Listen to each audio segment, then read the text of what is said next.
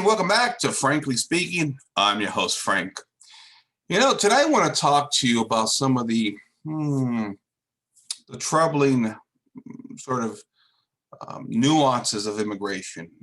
For those of you that know me from the Knights of Christendom, I've talked about this a little bit over there. First generation Italian. My parents were immigrants to this country in the 1960s, and I have a very I don't want to say unique perspective, but I do have a perspective that I think oftentimes many Americans miss and don't understand about the immigrant experience. And I do sort of quantify the immigration experience different for every generation. As I've talked about so many times before, I think if your family came here in the 1880s or 1920s, that experience is sort of the full fruition of that experience, and sort of what the family genealogy has led to in that time span is different than those that landed here in the 1960s, right?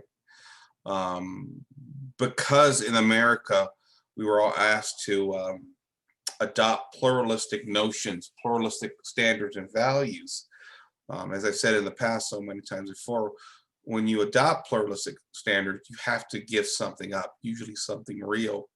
In the case of many immigrants, especially from Catholic Europe, it's been their faith, right?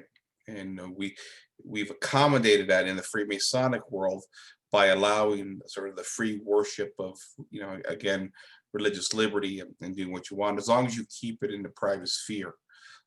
And don't impose it, or the weight of your faith doesn't play a large part in the broader culture at large, because we accept this kind of broad sense of morality in this pluralistic culture where we try and find all these common values from these sort of ancient faiths, but it's never a real faith that goes back through sort of sacred tradition like we Catholics believe. It's more of a mashup and basic understanding of some sort of contrived natural law. Now, we Catholics believe in natural law, but it's a little different. As many historians have noted, when you look at John Locke's version of natural law, it changes in that respect to, how somebody like Thomas Aquinas viewed natural law.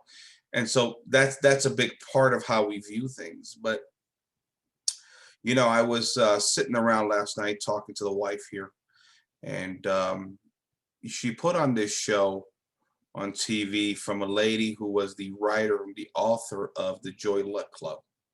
Okay.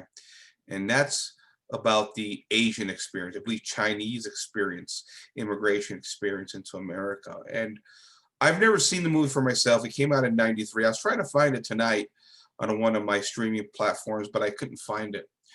And what is interesting about it is I asked my wife if you watched it. She said, "Yeah, I watched it. Tell me about it." Well, she said part of the big, issue with the movie was the Chinese immigration experience here into America, and how one of the things they struggled with was when they immigrated to America was keeping that Chinese cultural identity, because soon after they immigrated here, the values, again, adopting to our pluralistic culture, adopting to American values, that became an issue that they had to deal with, right?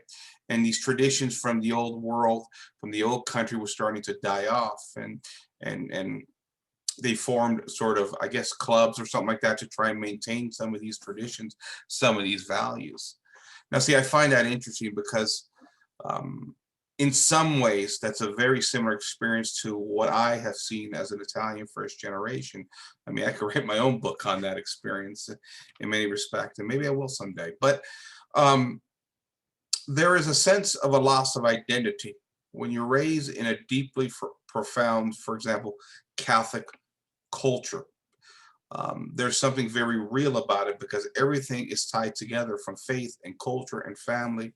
And then you come to America, where in many respects, individual rights takes over. So those kind of cultural institutions begin to break down in the hearts and minds of individuals, and we become individuals is what we become, and we kind of create it as we see fit in this kind of abstract idea of freedom and liberty. And with that has come the loss um, of culture and detrimental effects to the family. We've seen that. I think it's very clear. As I said in my previous podcast, America not being a Catholic nation, being an anarchistic Protestant nation with its anarchistic, contradictory sort of dogmas, really left the culture in a flux to kind of figure it out as you go along. There's nothing, back to reach back for in that respect. Protestantism is a simple intellectual consent, and apart from that, there's not much details to it.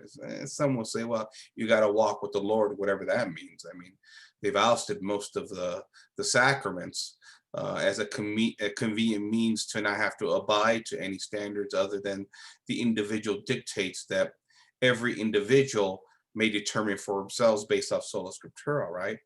And so this is why America really begins to turn into a state of chaos pretty much right away. I mean, it gets a lot worse after the Industrial Revolution, don't get me wrong, because of progress and technology and mass communication, mass travel, it gets a little bit more complex. And we begin to see really the eradication of American culture, again, starting right around the 1920s, I would say, maybe even a little bit earlier than that. Some would say the Civil War and things like that. But I think it's a situation where, if you're a Chinese immigrant, I'm only speculating here because I really don't know the Chinese. I'm just speculating here, right? If you're immigrating from a communist Marxist regime, um, particularly if that Marxist regime is brutal in regards to human rights and has suppressed sort of economic viability, I'm sure America in that respect becomes very attractive, right? That whole concept of freedom and liberty when you come from such an oppressive part of the world is something I'm sure that gravitated Chinese immigrants to come to America, and understandably so. Um, but in that sense, you got to give up the good parts of your culture that you liked and you agreed with, and you remember um, liberalism, which comes in many different forms.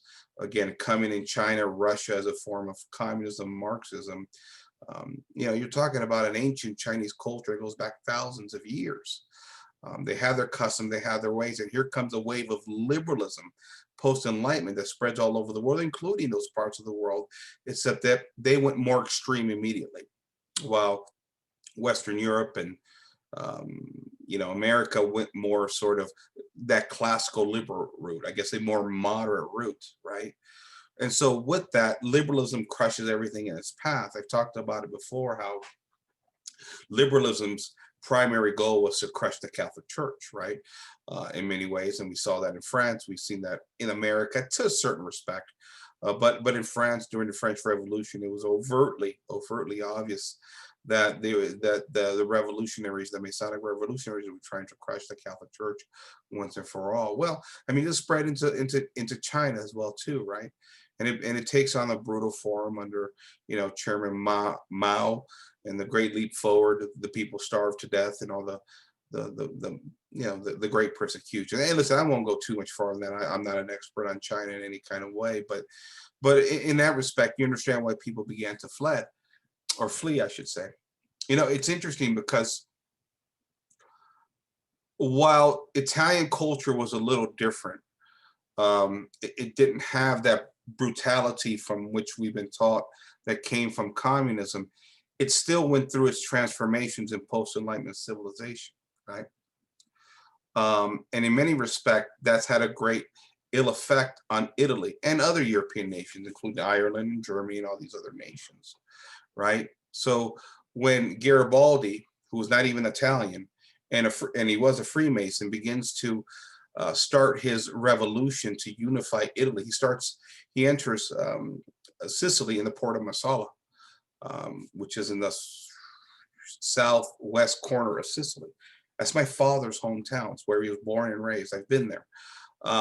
He starts off with his band of red shirts, 100 red shirts, and they begin to take over the island one town at a time, basically using thuggery and violence. And eventually they get to the bottom, the tip of the boot, and they work their way up until they surround the Vatican, and they really had it in for the church. And we get this grand unification of Italy, through Masonic forces.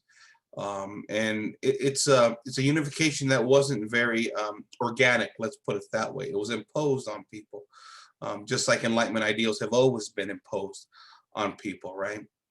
And so,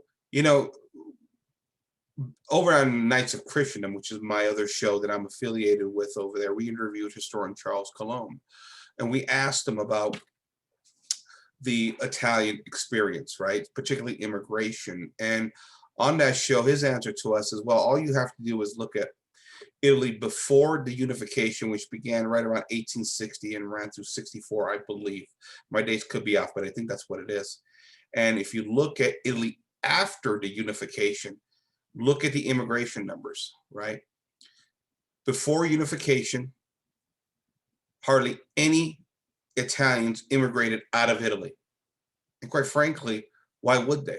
We're a very homogeneous, very Catholic-based people with family values that were very strong, that went back for hundreds, if not thousands of years. Granted, I know the region flip-flopped. There was always territorial disputes. But generally, Italians in that region are homogeneous. Don't get me wrong, there's different territories there. That's what makes us all confusing. But my point is that Italians, or people that lived in that Italian region, weren't fleeing for other nations to try and earn a living.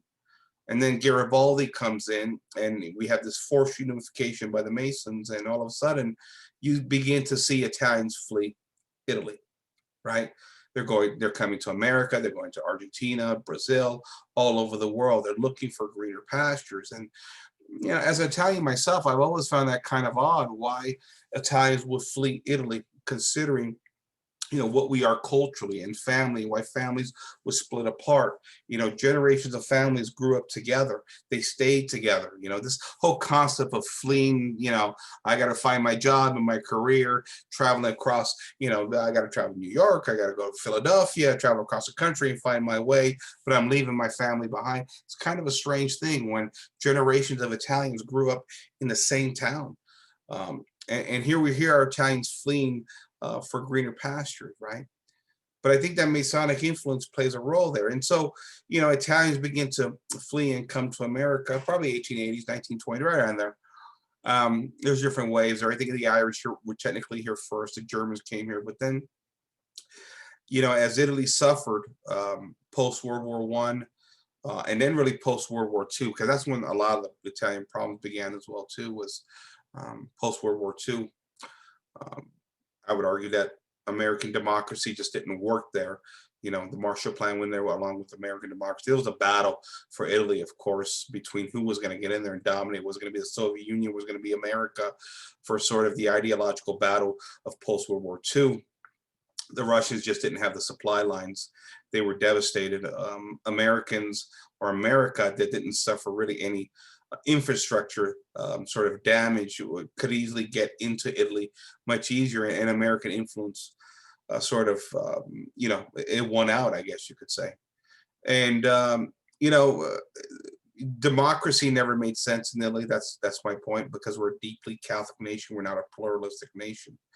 And the influence of democracy has been devastating. That's why when you see Italy struggles, we talk about oftentimes, they've had like 55 governments ever since the end of World War II, right?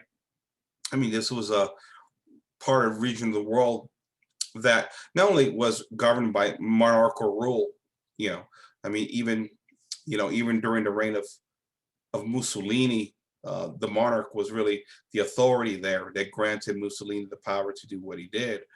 But considering how deeply Catholic Italy is, it never really had a problem with sort of the monarchical structures, because the church and Catholicism is inherently monarchical, right? And so that's why I say it becomes a problem. So the point I'm making is Italians begin to flee, right? And post-World War II, my family, myself, was directly affected by that, as my grandparents came here for sort of greener pastures. But, as is the case all the time, with the immigration experience, I think, again, if you're immigrating and your families have come, in the 1880s, 1920s, you're 2 or 3 generations in, through sort of the pluralistic concepts of trying to fit into the pluralistic culture, you begin to see really the deterioration, not only of the customs and of the traditions of the values, but also the decimation in the faith, right? Because I said it before, once you leave a homogenous sort of Catholic culture, Catholic nation, and you come to sort of that Protestantized Masonic mashup where you're supposed to surrender your values in order to fit in. The first thing that goes, of course, is your language, right? Got to learn to speak English. Second thing you lose is your culture. And once you lose your language and your culture, then goes the faith, right?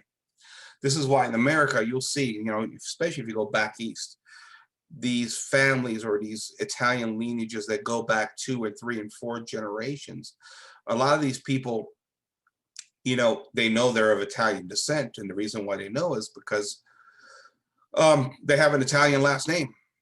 But because they're multi-generational and the culture, the language, and the faith died off long ago within the midst of all these generations, that's all they have is a last name. They really can't identify anything back to sort of this Italian heritage other than a last name. But the question for me is, of course, how long did it take for sort of all that to break down, to lose the culture, lose the language, and eventually lose the faith? Some will say it takes 2 or 3 generations. Well, for my part, being a first generation American raised here,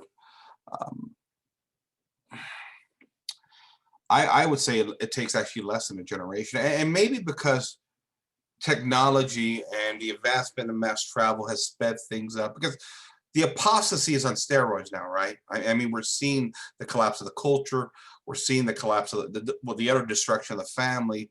And really now, the faith, the apostasy, I went through this in another podcast, how the belief in God, the ideas are collapsing altogether at a much more rapid pace. And I think modernity, technology has something to do with that.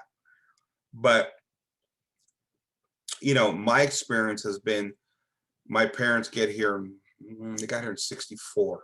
It was March of 64. They were supposed to get here in November of 63. But John F. Kennedy was assassinated. And so immigration was shut down in America. My family gets here in March of 64, right? My parents get married and I was born in 71 when I was born. And so I was really, that first generation born here. And I consider myself that 80s generation because that's where I kind of have those lasting memories. 70s a little early. I have some vague memories of the 70s, but really, as I turn about 11, 12 years old, that's where my memories go back. And I have a very vivid image of that 80s generation, all of us that were born in the early 70s going into the 80s and then the 90s. And I can tell you right now, all of us that were born first generation in that late 60s, early to mid 70s era, the breakdown of culture and family starts pretty early. But first, it's really the language that's lost, right? My generation probably spoke the language. My children's generation won't. That's just the bottom line.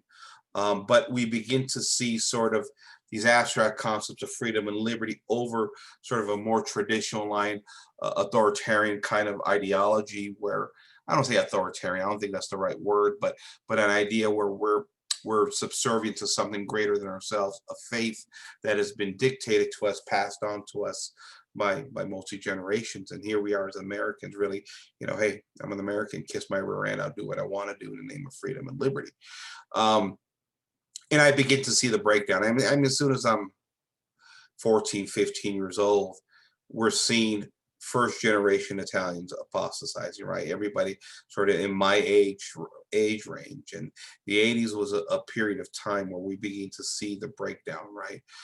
Now, for myself, I went to catechism. I was, confirmed. I was, I had my confirmation. I did all that stuff in the 80s because my parents, being from the old country, respected and honored the traditions as part of what you did.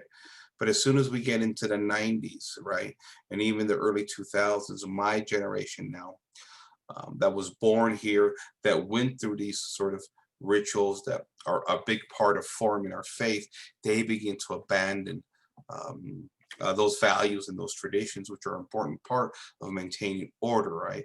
And as those traditions are not honored, faith breaks down, and hence we see the apostasy numbers. And in America, they're collapsing as nobody's going to church anymore. But it really was as early as the 90s that the faith of that first generation was breaking down. And in many ways, I was a part of that at that time, struggling in sort of in a world that didn't honor sacred tradition. Religion was a personal choice. Religion was very abstract. We had these, again, as Americans, these general ideas: don't murder, don't kill, don't steal, right? All the big ones. But the little ones, well, we kind of finagle those. And a lot of that has to do with Protestantism, right?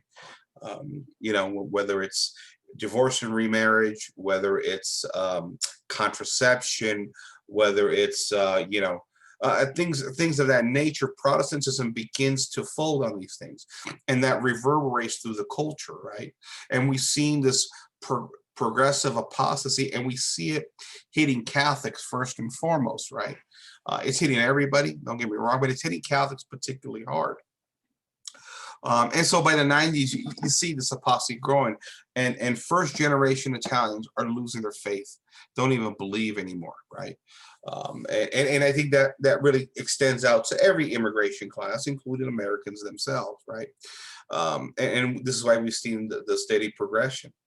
So, I mean, the question, of course, is in a post-Enlightenment world where the concepts of Masonry have dominated the political affairs, cultural affairs, and really the standards that we set, how are we supposed to look at this situation?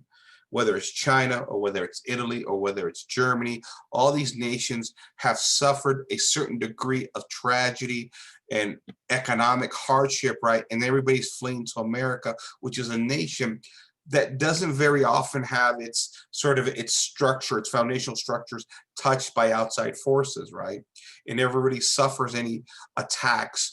Okay, Pearl Harbor, but fine, but the infrastructure of a nation is never touched. And so you have a steady balance of economic sort of activity that gives us the ability to always remain vigilant in economic prosperity. Plus, we have more of a free spirit when it comes to the economy. And while, sort of my ideas of the user system, I'm not very high on, there is some benefits to the ideas of free exchange of goods and services. And as Americans, we've done a great job of that. And with that has come lots of prosperity, right?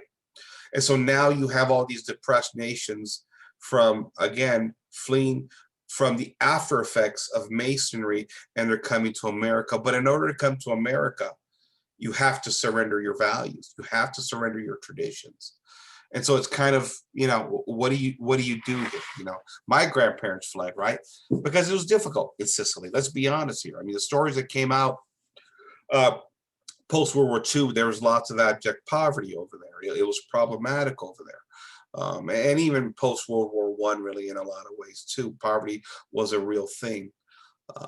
But I guess the question is that, whether it's, again, China or Italy or Germany or Poland, wherever you're coming from, here's America offering you an opportunity to be successful.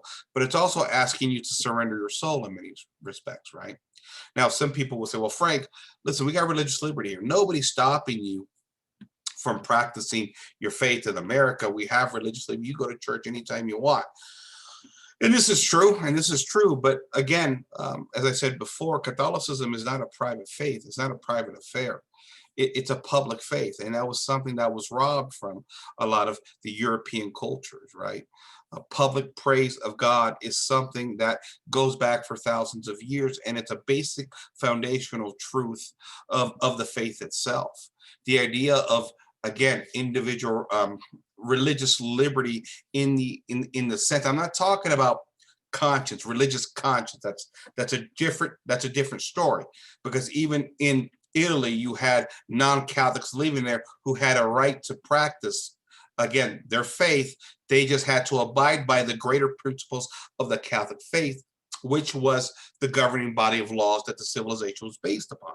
I'm not talking about conscience. I'm talking about A religious idea, the concept of American religious liberty, where you could believe what you want to believe, and of course, it's all equal to truth in the end, right?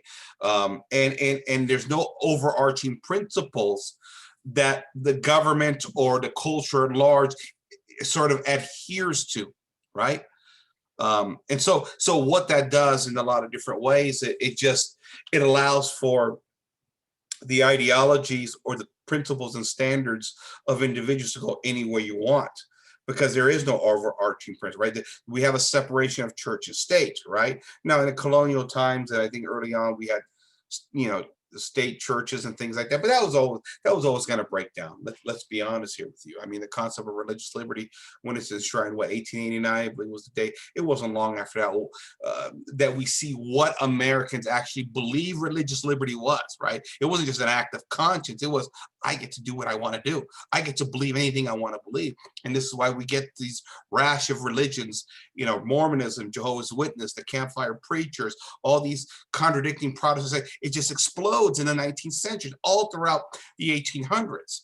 So we saw how America understood what religious liberty to be, and that is, I get to believe anything I want and call it God, right? Well, all right, fine. I guess you can do that. But what happens when you have contradicting values within all these sects? This is why we've had anarchy and never had any cultural cohesion in America, and why I argue Americans have been at each other's throats really since the founding of the nation in that respect. Now, it's picked up over the past 6-7 decades. Again, mass communication, mass transit, but also the apostasy growing on top of one another, and newer generations growing up without any religious formation.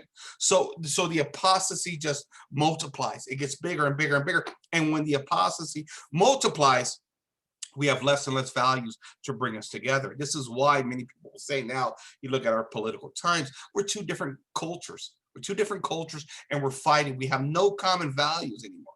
This is why many people on the right, at least, that's the circles I hang out with more, talking about maybe it's time to break up the nation at this point in time. How can we coexist when our values are so vastly different, right? So, but this has been the case. I think, you know, from my experience as an Italian, this happened very early on. It didn't take 2 or 3 generations. My generation, the first year you're born here, they began to partake in the materialistic nature of American prosperity, which can be good, but it also can be bad. The worship of materialism is an awful sin, and we've seen the abuse of that. They begin to take of sexual license, and they begin to partake of, again, the breakdown of the family, because sexual license and all the mores were broken down. There's no true standards of right and wrong or good and evil anymore. You get to pick and choose, right? See, and it's like I said before, when it comes to religious liberty, what happens to the individual says, you know what, my religious liberty is not to follow any concepts of right and wrong, good and evil, or traditional values. I like my vices, and I'm going to pursue my vices, which leads to the breakdown of the family. It leads to greater cultural consequences. First, it destroys the family, and then the culture rots, right? But within my generation, the sex, the materialism, the gluttony, the sloth, all of the 7 deadly sins really begin to play a role within, again, a 20-25 year period, as we're all becoming adults in that generation, 19, 20, 21, 22 years old. Sort of this American concept of liberty and its abstract notions, and which bring about the sexual revolution and everything else that comes with that. We begin to see the breakdown of the family, right? Where more people are engaging in premarital sex, more people are shacking up out of wedlock, more people are contracepting and taking away sort of that important symbiotic relationship between sexuality and procreation. And once that's separated, it distorts relationships, and it distorts really future generations and how family governs themselves, right? This is why we've seen the fertility rates collapse all over the world. But from my experience, I began to see, because I grew up in a predominantly Italian town, the faith breakdown within my generation right away, and embracing hedonism, atheism, Gnosticism, whatever you want to call it, anything that would justify sort of our fallen nature, right? And everything that really is destroying us at this point. and it's something sad. And so, I bring it up in the concept of Joy Luck Club. Again, I got to watch the movie to get a full understanding of it, but it shows you that Italians are not the only ones, because this is something I talk about all the time, right? Particularly bothersome. I kind of understand the sexual thing, right? The breaking down of and loosening of sexual standards, because in America we've embraced sexual license, right? But what truly bothers me is not only the apostasy itself, but our Catholics, many Catholics, not only have they gone toward atheism or Gnosticism, but toward Protestantism, right?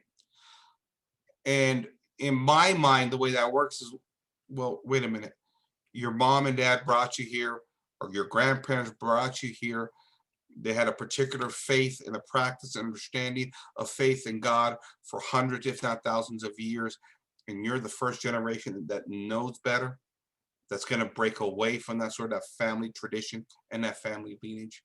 And ironically enough, for all the talk of rationalism, particularly from the political right, look what's happened. We've indulged in those freedoms, right? We've indulged in the idea of religious liberty, right? And how has that worked out? Are we a stronger nation culturally? Are we a stronger nation politically? Is the family stronger as more people have rebelled against those traditions of our ancestors? No. No. And despite all the rationalism of putting down past generations for being undereducated or, being caught up in superstitions, they maintain stronger families and healthier cultures. That's the point here, right? This is why so many of us in America today feel out of place. It feels like the whole country is upside down, not only politically, but culturally, morally. We all have nothing really in common anymore other than these freedom, liberty, we all get together, barbecue the 4th of July. But to each their own, right? What does that freedom and liberty actually mean in the end to every individual, right? For my concept of freedom is to worship and honor God, and my neighbor's freedom is to go out and get 15 girls pregnant out of wedlock. Well, that's two different standards that we have there, right? And ultimately, those vices of those that don't adhere to traditional values eventually breaks down the breakdown of culture, right? The whole thing, I don't judge you, you don't judge me. That's always been a phony argument, right? Because we're all affected by sort of the greater cultural vices. And this is why one of the great mistakes Protestants make is, well, we're judged as individuals. No, there is a general judgment as well too on nations, countries, kingdoms, empires. We see that in the Bible, and it's happening too, right? Here, it's going to happen here in America, right? It's going to happen in every nation. There is a general judgment on top of individual judgment. We always have to remember that. And sort of when you begin to see a culture that begins to decay, it shows you there's greater, deeper cultural problems, but also dysfunction at the family level, right? Look at the classical liberal right. They would justify the concept of divorce and remarriage, right? Because who wants to be in an unhealthy marriage? Who wants to be in a miserable marriage, right? That's how shallow we think of things, right? And yet in a world where marriage was honored as a sacramental concept, yet marriages were much stronger. Now we have these freedoms, these liberties, and people can walk away at any given time because contracts can be broken. Covenants with God cannot be broken. And memo, paging Mr. Glenn Beck, you just can't make up covenants on the fly. So as an Italian American born and raised in this country, I love America, but I've seen the cultural destruction of my Italian people here, of my brothers, of my paisans. The apostasy has crept in. Now you say, well, you got problems in Italy too, and this is true without a doubt because Masonry embedded itself there too. But the greater implications are that American values have also spread all over the world, and French values too. Don't get me wrong. I think the American Revolution and French Revolution are closely tied together. I know many conservatives don't want to hear that, but I have my theories on that too.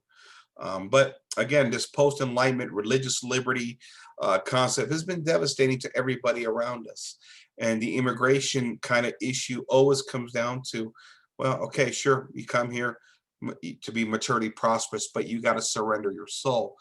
It's a tough position to be, right? Because like I've said before, we do have two natures. We have a natural side of us and we have the supernatural, right?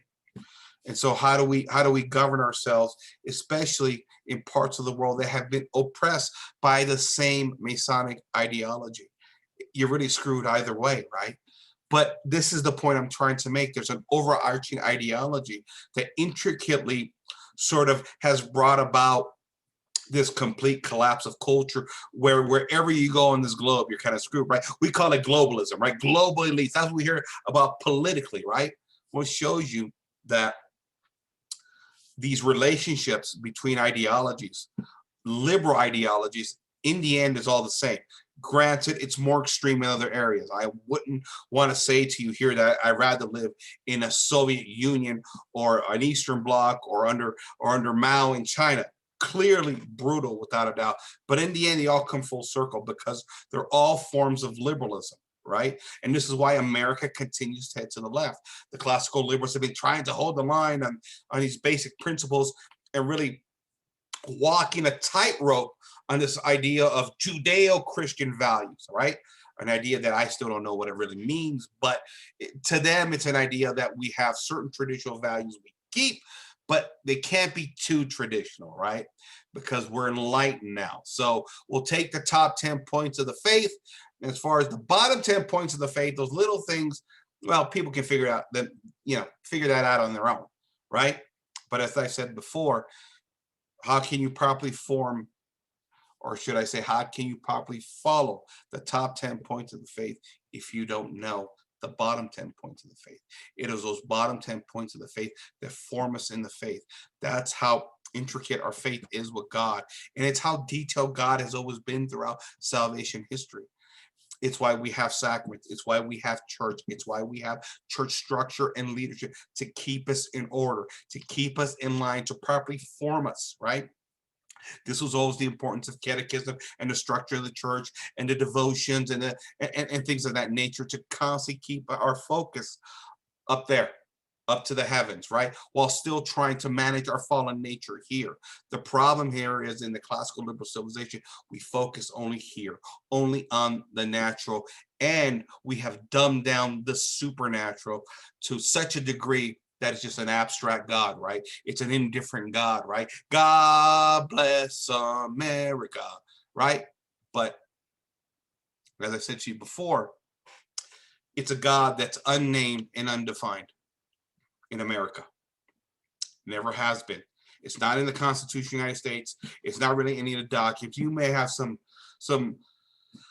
rough sort of allusions to it in some writings of the founding fathers, but even they were very unorthodox. It goes beyond just simply saying Jesus, and this is what Jesus said, or this is what Jesus believed, and this is how we follow Jesus, when in fact, a lot of those documents, a lot of those founding fathers were very unorthodox. Right? You take a Thomas Jefferson, for example, right? Who ripped out all the miracles of the Bible because he did not like the divine nature of Christ. He liked the philosophical principles, but he never wanted to acknowledge really Jesus as God, right? Because there's problems there, right? All the founding fathers had these difficulties as they embraced Enlightenment ideas and rejected the old world because they saw the old world as being superstitious. And yet, say what you want about the superstitions, the old world kept a better check on culture and family, right? Right? So there you have it there. Listen, the immigration experience, it's something that in the end is difficult because I have these sort of visions of grandeur, I guess you could say, of what it must have been like in the old country to live in a homogenous Catholic culture where everybody had very similar beliefs. Not that we didn't have our problems over there, you know, don't get me wrong. And I have these visions. I mean, especially for somebody like me, I live out in Utah now, and I'm in the midst of Mormonville over here. And listen, Mormons are very nice people, but they don't share the same values I do. They don't share the same faith that I do. And in many ways, I feel like an outsider. And you say, well, Frank, why don't you go to a bigger Catholic community? The question is where. The question is where. Where Catholics have seemed to dominate are all the major cities, and those are very difficult places to raise families at this point in time. That's why I say I think we Catholics, while we are a remnant that's getting smaller and smaller by the day. We face our obstacles. In many respects, we are transients. And this is something that many Catholics have shared with me. Many friends of mine have shared with me. We all want to find that Catholic community. We all want to find that Catholic culture. We all want to find that Catholic country. But Catholics, since the Enlightenment, particularly since World War I and World War II, we have not been allowed to attain that.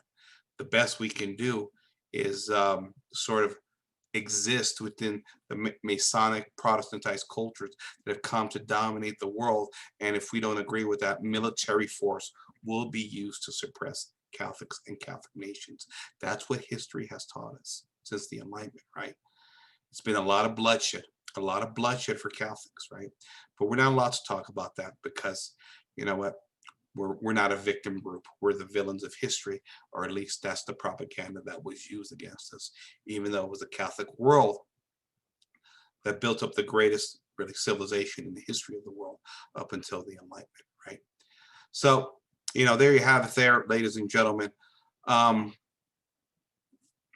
immigration experience, I've learned, again, so it's not just Italians, it's everybody. I'm just giving you my side of the story. I'm not suggesting I'm better than anybody else. Just explaining what I've witnessed, what I've lived through. And as more and more Italians lose their faith, I'm sure the Irish and the Germans and the Polish all feel the same. As more and more of these people lose their faith, it's heartbreaking because it's a disconnection from the past. It's a disconnection from our ancestors. And once you break that ancestral roots, you don't know what the future looks like anymore. You don't know. Once again, you lose your language, then goes the culture, then goes the faith. We don't know what really beholds us. And we don't really have an identity anymore at this point in history, not just as Italians or Polish or Irish or Chinese, but even as Americans. I talk to everyday Americans that are lost at this point in history, right? And they look at the sort of the political elements of our time and have great concerns as this far left-reaching progressive ideology is beginning to dominate. And I like to remind them, well, it was a lot of the principles of the classical liberal revolutionaries and the Enlightenment that gave us the principles that began the complete breakdown of our civilization. But that's hard for a lot of people to accept because they don't know anything else, right? If you're here two, three generations from the old country, let's say you're an Irish immigrant, 2 and 3 generations in, you've lost the language, you lost the culture, and you most likely don't believe in the faith anymore, right? Some may still maintain the faith, right? But you don't have those ancestral roots that pass on these important traditions that keep uniformity, that keep principles of truth, that keep wisdom within your familial system. And most likely, you've seen now those families begin to struggle because they've lost the faith. As the faith goes, the family breaks down, right? It's like I said to you before, you know, you immigrate here in the 1960s, or at least your parents immigrate here in the 1960s. You're born here in America in the 70s, right? And you got a situation where that next generation, right? Because these values, these, again, sexual license, all these sins that we've come to endorse under the concepts of freedom and liberty begin to destroy the family and how relationships are formed, right? You know, you don't wait till marriage to have sex. You shack up first, right? You got to test drive the car before you buy it, right? So you're shacking up out of wedlock and then you decide to get married. Well, again, the marriage is already starts off disorder, right? And as these disorders continue to expand upon down to your next generation, you go from where this generation is Catholic, those kids now are moderately Catholic. That next generation of children now becomes Protestant, and after they become Protestant, it eventually leads to atheism. That's generally the path that it goes here for many immigrants, right? You go from deep Catholic, moderately Catholic, Protestant to atheist. You believe in nothing.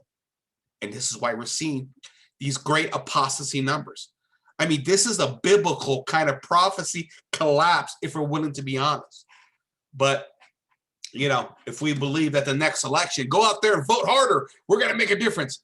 If that's our attitude, because we come to worship at the altar of democracy in the end. Not that, listen, I understand America is what it is, right? This is how we partake of government, right? We do the best we can, right? But if the democracy mindset supersedes truth, if it supersedes generations of our ancestors and their wisdom, and it supersedes the faith, you got a problem, because now you've replaced truth with democracy. And we've seen what that's done. It's brought a Western civilization that is absolutely on the brink of collapse. There you go, ladies and gentlemen. Long rant today. I want to thank you for joining me. This is Frank signing off for Frankly Speaking. Good night, everybody.